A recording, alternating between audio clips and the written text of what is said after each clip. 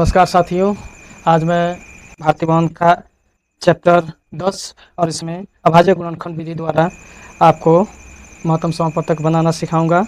इसको short form में मौसा बोलते हैं और आज डेट है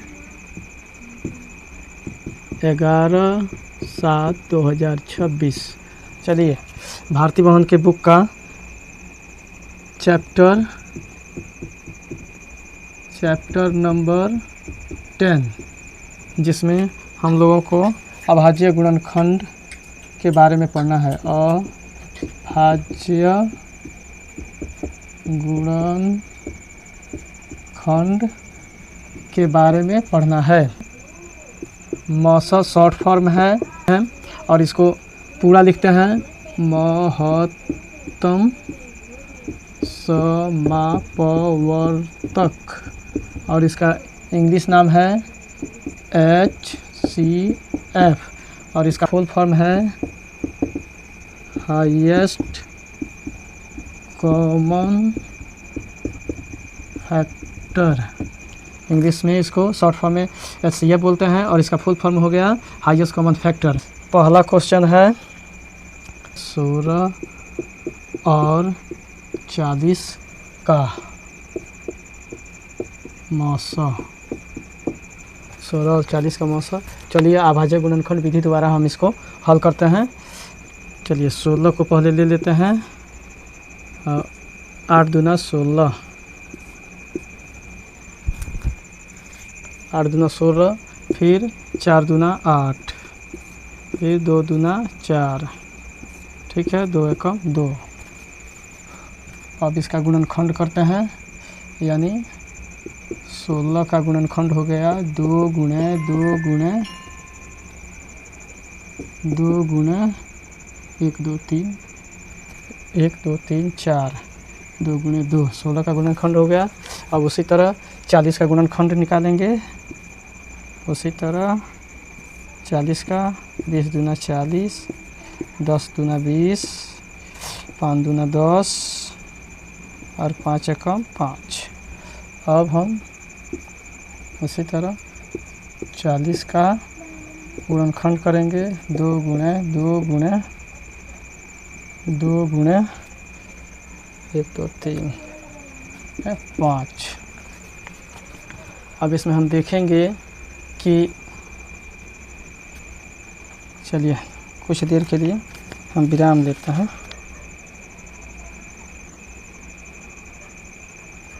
अब इसमें भी 2 है और इसमें भी 2 है, और ये दोनों के बदले हम 1 2 लिखेंगे। फिर इसमें भी 2 है, फिर इसमें भी 2 है। अब इन दोनों 2 के लिए हम सिर्फ 1 2 लिखेंगे। इसमें भी 2 है और इसमें भी 2 है, दोनों के लिए 1 2। इसमें ये दोनों नहीं मिल रहा है, इसमें 1 2 है, इसमें 5 है, ठीक है। हम दोनों विधि से हम आपको क्लियर कर देंगे। दोनों विधि से एकदम सेम आएगा। 2 दूना 4, 4 दूना 8। इसका आंसर कितना हो गया? 8। अब चलिए हम भाग विधि से इसको हम बनाकर दिखाते हैं। अब 16 है और 40 है। अब इसका मौसा निकाल देंगे। 16 से 40 में भाग दे देंगे। 2 मर्त में कटेगा, इसमें से 8 और ये कट गया ना। अब यहाँ पर 16 आ जाएगा। अब देखिए 8 दूना 16, इसका मौसा कितना हो गया?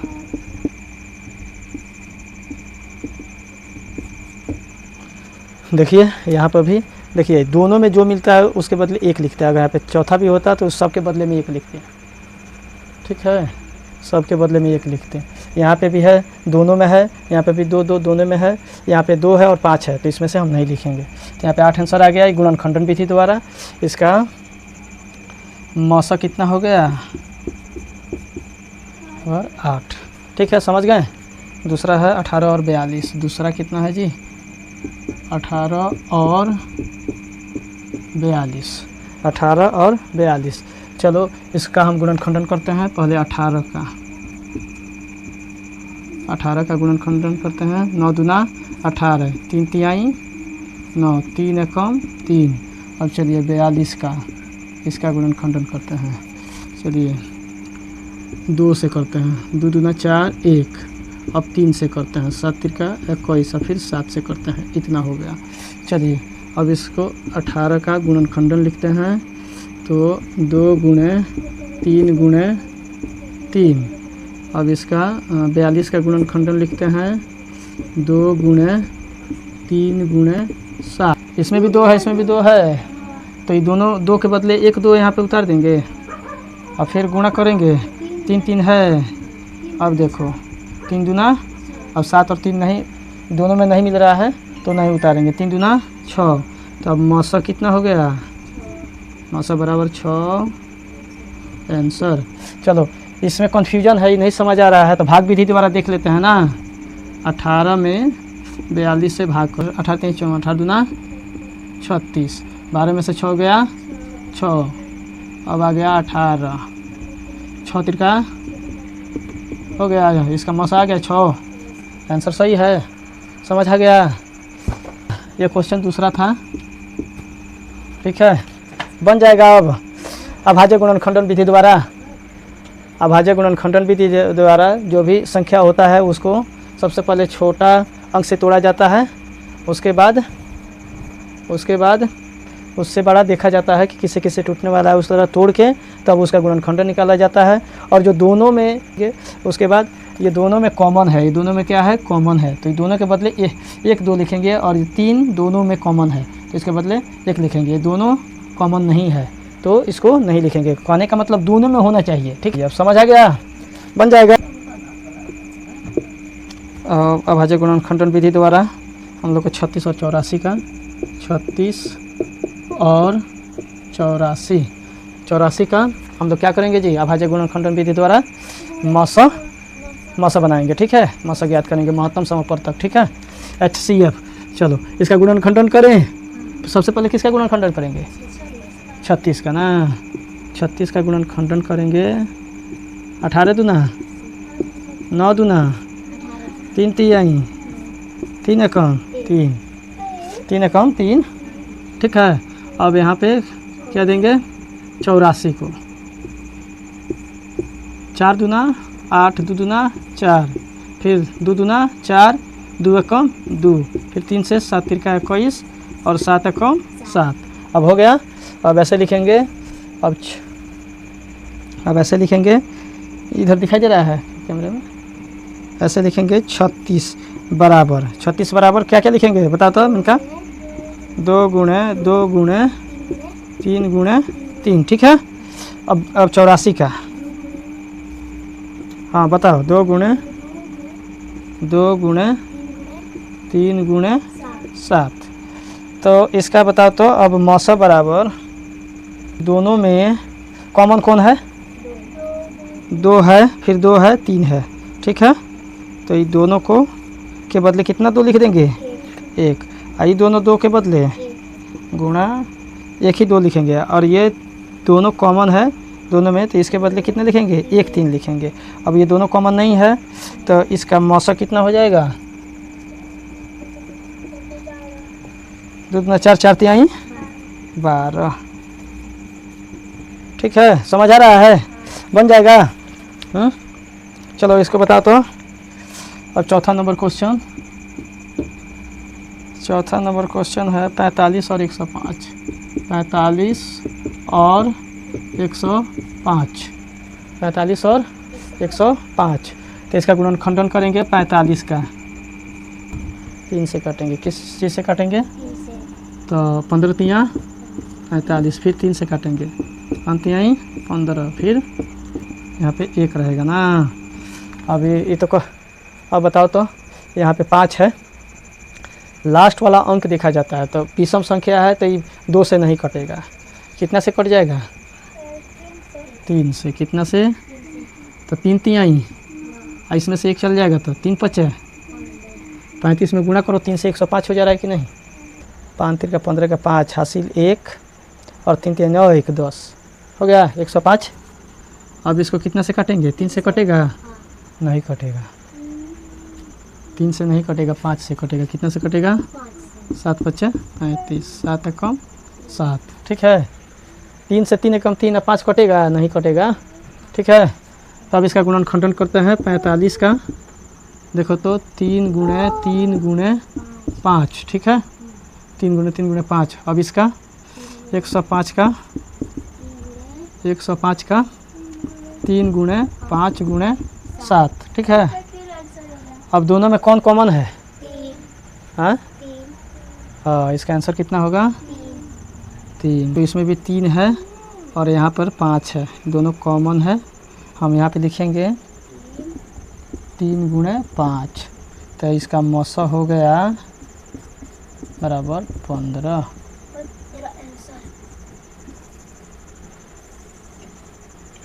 ठीक है, अब समझ आ गया, बन जाएगा। 5वां क्वेश्चन है 80 और 110। चलो इसका अभाज्य गुणनखंडन करते हैं। तो इसका अभाज्य गुणनखंडन करते हैं तो 40 दूना 80, 20 दूना 40, 10 दूना 20, 5 दूना 10, फिर 5 एकम 5। चलिए 110 का अभाज्य गुणनखंडन करते हैं तो 5 दूना 10, 5 दूना 10, फिर 5 से 5 एकम 5, फिर 11 से।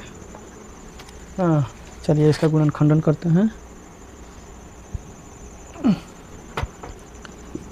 80 का गुणनखंडन हो गया 2 गुणे 2 गुणे 2 गुणे 3 4, 1 2 3 4 5। हाँ, अब 110 का 2 गुणे 5 गुणे 11। तब ये 2 2 मिल रहा है और ये 5 और ये 5, तो इसका कितना हो जाएगा मौसा? मौसा कितना हो जाएगा? 2 गुणे 5 बराबर 10।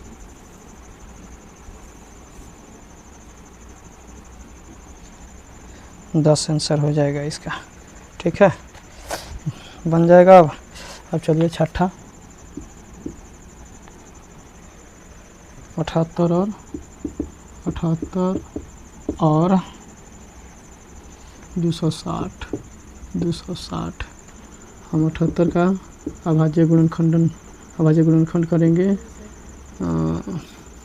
3 दूना 6, 9 दूना 18, 3 एकम 3, 3 3 9, 13, एक मर्त में, ठीक है। फिर हम 260 का अभाज्य गुणनखंडन करेंगे 1 3 0, तो 26, ठीक है। फिर 2 से करेंगे 6 दूना 12, 5 दूना 10, फिर 5 से करेंगे 13, 5 65, फिर 13 से एक मत में। अब चलिए 78 का गुणनखंडन लिखेंगे 2 गुणे 3 गुणे 13। अब यहाँ पे 260 का गुणनखंडन लिखेंगे 2 गुणे 2 गुणे 5 गुणे 13। अब ये 2 2 मैच कर रहा है तो 2 को बाहर निकाल देंगे, 2 3 नहीं, 5 भी नहीं, 13 गुणे 13, तो इसका 13 दूना 26। अब मौसा बराबर 26 आंसर। मेरे द्वारा आपका मौसा समाप्त हो जाएगा। चलिए 3 क्वेश्चन और बचा हुआ है, इसको सोल्व करते हैं। 7 8 और 9, 24 36 और 60। ज़्यादा संख्या देकर कंफ्यूज नहीं होना है। चलिए जिस तरह 2 संख्याओं का हम लोग अभाज्य गुणनखंड किए हैं उसी तरह 3 संख्याओं का गुणनखंड करेंगे। चलिए यहाँ पे सबसे पहले 24 का गुणनखंड कर लेते हैं। 12 दूना 24, 6 दूना 12, 3 दूना 6, 3 एकम 3। चलिए अब उसी तरह 36 का कर लेते हैं। 18 दूना 36, 9 दूना 18, 3 3 9, 3 एकम 3। चलिए अब 60 का कर लेते हैं। 30 दूना 60, 15 दूना 30, 3 5 15, 5 एकम 5। अब सबका गुणनखंडन लिखते हैं। चलिए 24 का गुणनखंडन हो गया 2 गुणे 2 गुणे 2 गुणे 3, 2 गुणे 2 गुणे 2 गुणे 3, 2 गुणे।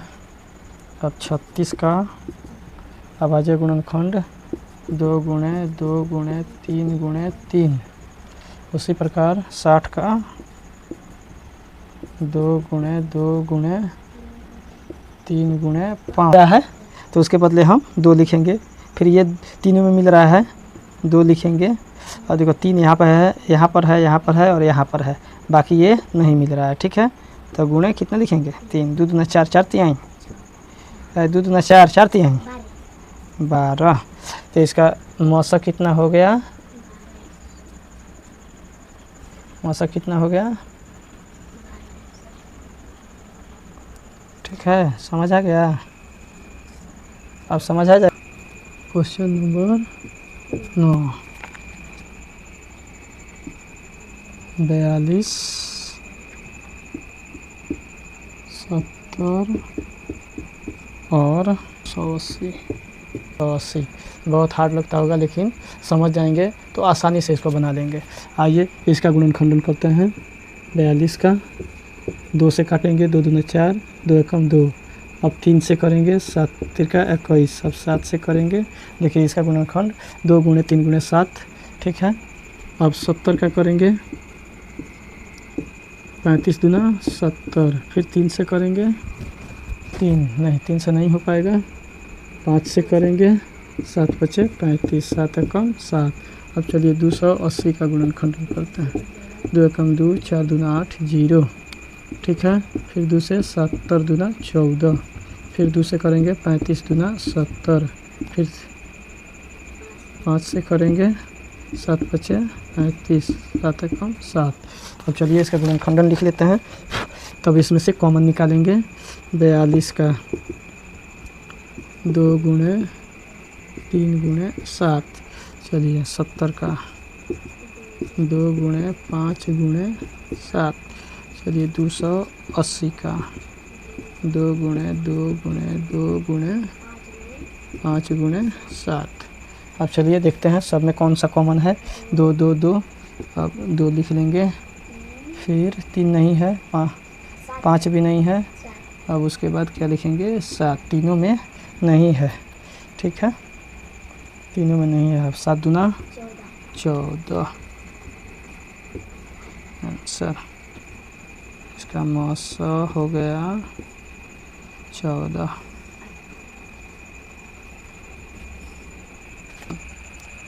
आज मैंने अभाज्य गुणनखंडन विधि द्वारा आपको मौसा यानी महत्तम समवर्तक, इंग्लिश में इसको HCF शॉर्ट फॉर्म में बोलते हैं और लॉन्ग हाईएस्ट कॉमन फैक्टर बोलते हैं।